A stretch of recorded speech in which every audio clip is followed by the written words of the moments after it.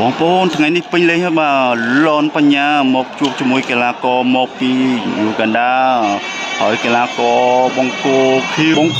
វនេះឯងបងប្អូនគឺអូយអេមណាសាច់គេពីអេមហ្មងនងណារៀងរូបរាងកាយនេះបាទបងប្អូនរងចាំបាទចាំមើលទៅលនបញ្ញាអាចផ្ដួលកីឡាករមកពីយូហ្គាន់ដាបានដែរទេបាទឥឡូវមកសម្ដាប់ប្រវត្តិរូបសង្ខេបរបស់គាត់ទាំងពីរសិនអបិសពពុទ្ធជំនឿ148ជាកាបុររបស់ទីដងចំណាប់ប្រមូលស្លាប់ដល់ទ្រព្យදුកឲ្យគុំរបស់នោះឲ្យសម្រាប់ជំនឿ65ដង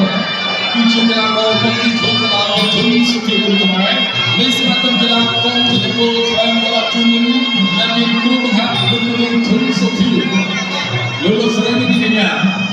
The Recorder Cambodia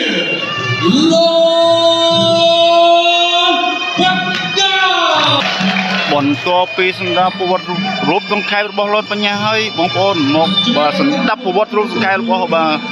កីឡាករមកពីបរទេសម្ដងបាទបង្គោលខៀវនេះឯង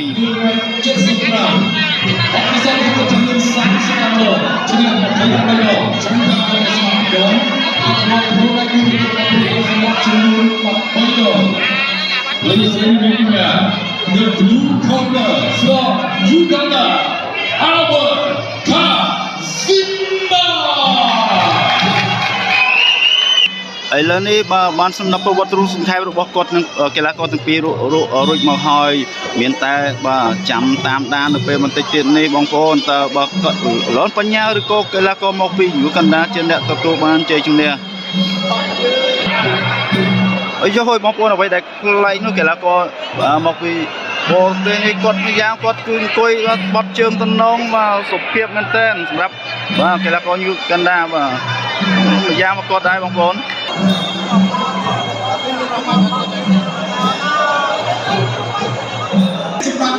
បងប្អូនទឹកទី1បានចូលមកដល់ហើយសម្រាប់លនបញ្ញាជាមួយកីឡាករមកពីបាទយូហ្គាន់ដាបង្គោលខៀវនេះបាទឥឡូវទឹកទី1ចាប់ផ្ដើម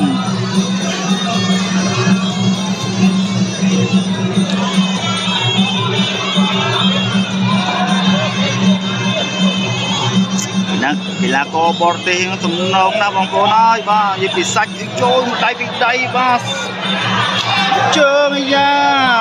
កីឡាទឹកទី1នេះគឺចាញ់ទុនល្អណាបាទជង្គង់ផងកណ្ដាប់ដៃផងប្រើទៅលើបាទលោកបញ្ញាតែមិនខ្វៃទេចាប់ដើមទឹកទី1ចូលរន្ទះពីជើងរបស់បញ្ញាតែគ្មានបានអីទេកីឡាករបាទយូហ្គាន់ដាដៃសងវិញមួយជើងសងវិញពីយូហ្គាន់ដាអូយបាទទឹកទី1ភ្លាមក៏ដៅកុកភ្លាមសម្រាប់បាទបញ្ញានិងកីឡាករបរទេសនេះសិតអ្នកអូយយឺមែនតើបាទ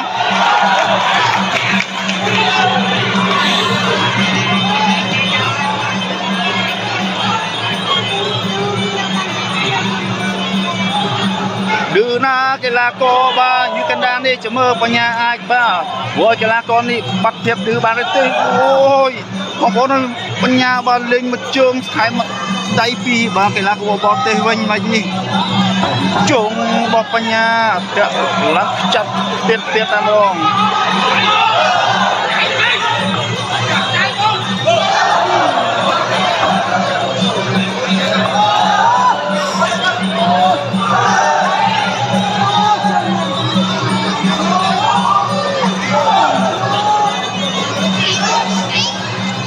សុំសារកីឡាករបាទយូហ្គាន់ដានេះហើយវាយមិនញញើតលនបញ្ញាទេបងប្អូនណាបាទឥឡូវតាមតាមបន្តសម្រាប់ទឹកទី1នេះតឡាំជង្គង់ទៅជងលកណ្ដាប់ដៃខុសកែងមួយបញ្ញា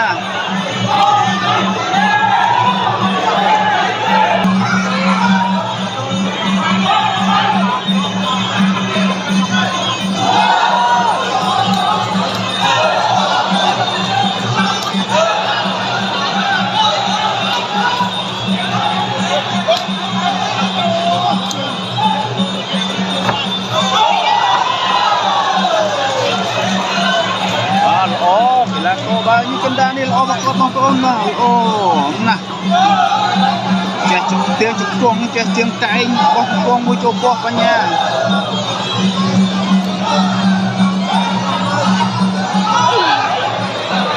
អូយបាទល្អប្រកួតបាទកីឡាករបរទេសរូបនេះ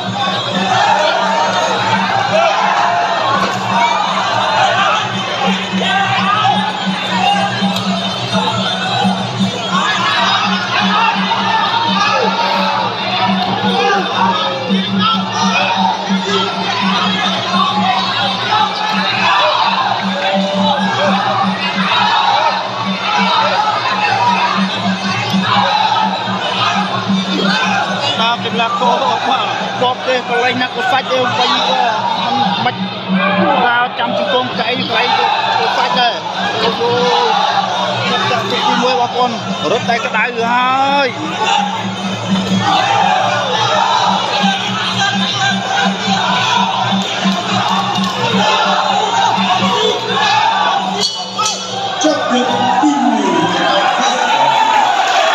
បងប្អូនបើវីដេអូមុននឹងចូលការប្រកួតបាទកីឡាករយូកាន់ដាគឺសភាពការអង្គុយបត់ជើងសភាពដូចជាស្ត្រីខ្មែរអញ្ចឹងប៉ុន្តែចូលទឹកទៅមួយភ្លាមបងប្អូននិយាយពីវាយមិនថាជង្គង់កែងទេបាទគឺល្អបញ្ញាចេញអីគាត់ចេញនឹងបានទាំងអស់ល្អមែនតើសម្រាប់កីឡាករយូកាន់ដានេះបងប្អូនឥឡូវទឹកទី2បានត្រឡប់មកវិញហើយឥឡូវទស្សនាបន្តសម្រាប់ទឹកទី2បងប្អូន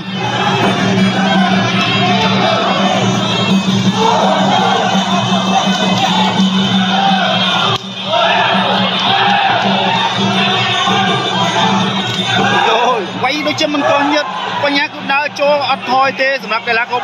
បរទេសរូបនេះបងប្អូនហើយបាទគឺល្អមែនតើវាយបើមិនញឹកបញ្ញាទេសុភាពមែនប៉ុន្តែចូលកា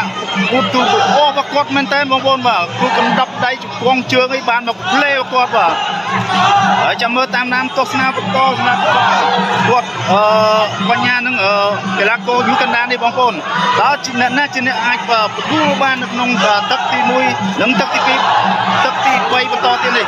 ឥឡូវកំពុងសាប់យកបោះជង្គង់2បាទកីឡាករបរទេសនេះគូជើងយកបាទបញ្ញាវិញហើយ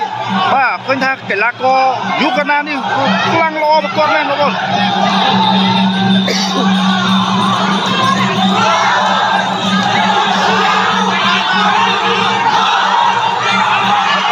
ក៏មិនណយដែរបាទនៅតែរក្សាចំហនឹងបាច់របស់ខ្លួនបានល្អដែរសម្រាប់ការទប់ទល់ទៅលើកីឡាករយូកាន់ដានេះបោះជង្គង់ពីបញ្ញាមួយ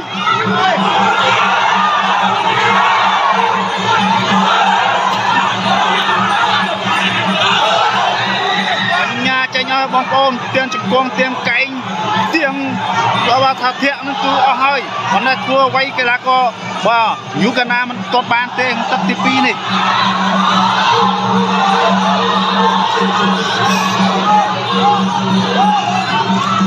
ឥឡូវនេះចូលទឹកនេះគឺបញ្ញាដើរចូលបុកជង្គង់យកបោះជង្គង់យកហើយទៅលើកីឡាករយូកាន់ដាហើយបាទបុកមកទឹកនេះចូលដកឃ្លាមួយសិន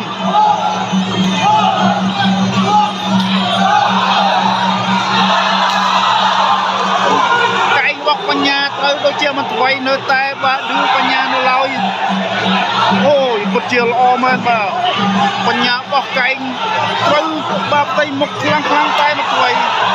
យ៉ាបាទមកជើងបោះបញ្ញាឡើងភ្លេតហើយ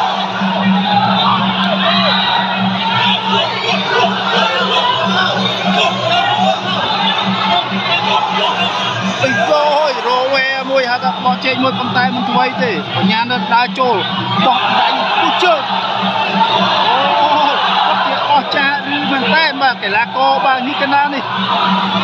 ឃើញថារៀងល្វត់ល្វន់ហើយចំទឹកទី2នេះបោះជង្គង់មួយចូលភ្លឹប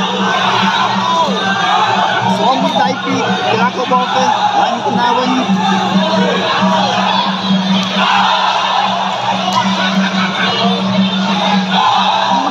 បាទគូនេះពិតជាល្អមែនតើបាទសម្រាប់បញ្ញានិងកីឡាករយូកាន់ដាដើរចូលបោះជង្គង់ថ្ងៃបាទអត់ល្អចូលមិនដៃរបស់កីឡាករបាទយូកាន់ដាតែមិនធ្វើទេមិនត្រូវមួយជើងរបស់កីឡាករបាទយូកាន់ដាមួយជើងបោះមួយ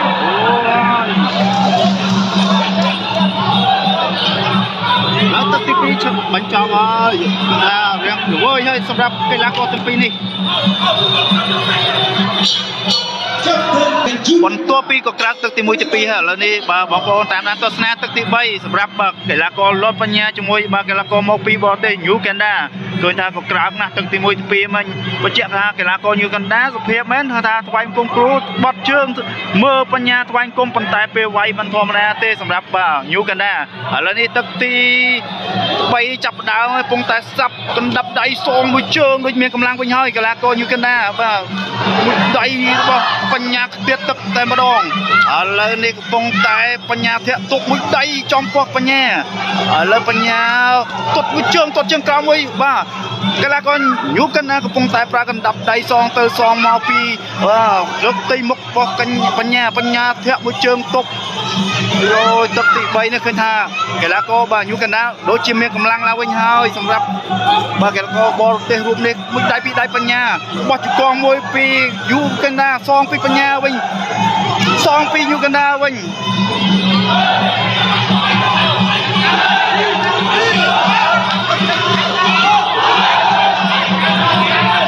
ជង្គង់របស់បញ្ញាគឺពេញល្អប៉ុន្តែកីឡាករ New Canada នេះគឺមាំណាស់បងប្អូន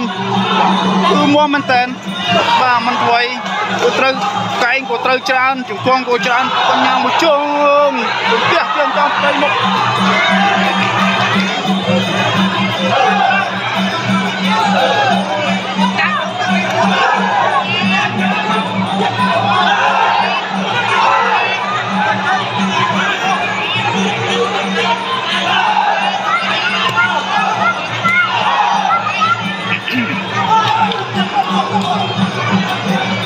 ពីលោកគ្រូអាញាកណ្ដាលមួយ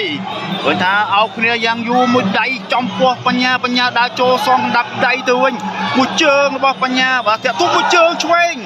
ប៉ុន្តែមិនធ្វើរ៉ាប់បានពីកីឡាករ New Canada បោះជង្គង់ហោះតែមិនធ្វើបញ្ញាតាក់ទប់មួយដៃវាដៃបោះជង្គង់ភ្លឹបមាំមែនតើសម្រាប់កីឡាករបរទេសនេះបងប្អូនបាទមាំណាស់បាទកីឡាករមកពី New Canada មួយកែងរបស់បញ្ញាសងមួយជើងស្ដាំវិញរបស់ New Canada តាក់ទប់មួយបោះជង្គង់ពីបញ្ញាមួយដៃបោះជង្គង់អូយពិតជាអស្ចារ្យបាទអស្ចារ្យមែនទែនបញ្ញាប្រើជង្គង់ផងកែងផងប៉ុន្តែគាត់ពិតជាមាំណាស់មិនទៅទេអេមណាស់ឥឡូវរាប់មួយសិនបាទរាប់មួយសិន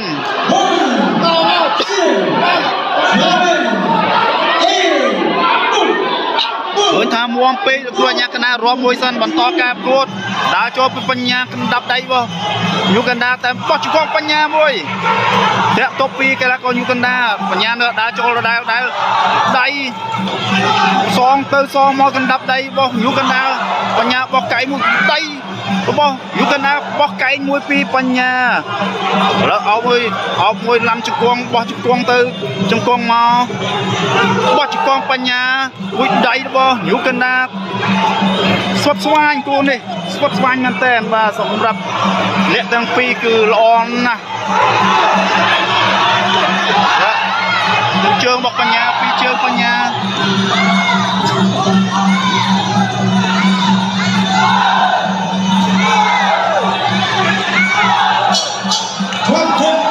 អូយពិតជាអស្ចារ្យណាស់បងប្អូនបាទសម្រាប់បញ្ញាជាមួយកីឡាករមកពីបាទ New Canada ទឹកក្រៅ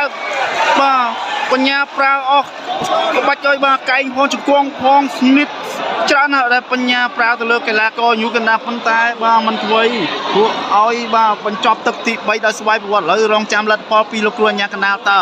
លនបញ្ញាឬក៏កីឡាករបរទេសបងប្អូនឥឡូវនេះបាទរងចាំការប្រកាសពីលោកគ្រូអាញាកណ្ដាលតើលនបញ្ញាឬកីឡាករបាទ New Canada ជាអ្នកទទួលបានជ័យជំនះក្នុងការប្រកួតនេះបងប្អូនจากไปเลยฝั่งทีมชาติสปาជាជំនះបានទៅលើបង្គោលក្រហមលន់បញ្ញាបញ្ញាទទួលបានជ័យជំនះការប្រកួតជាមួយកីឡាករមកពី New Canada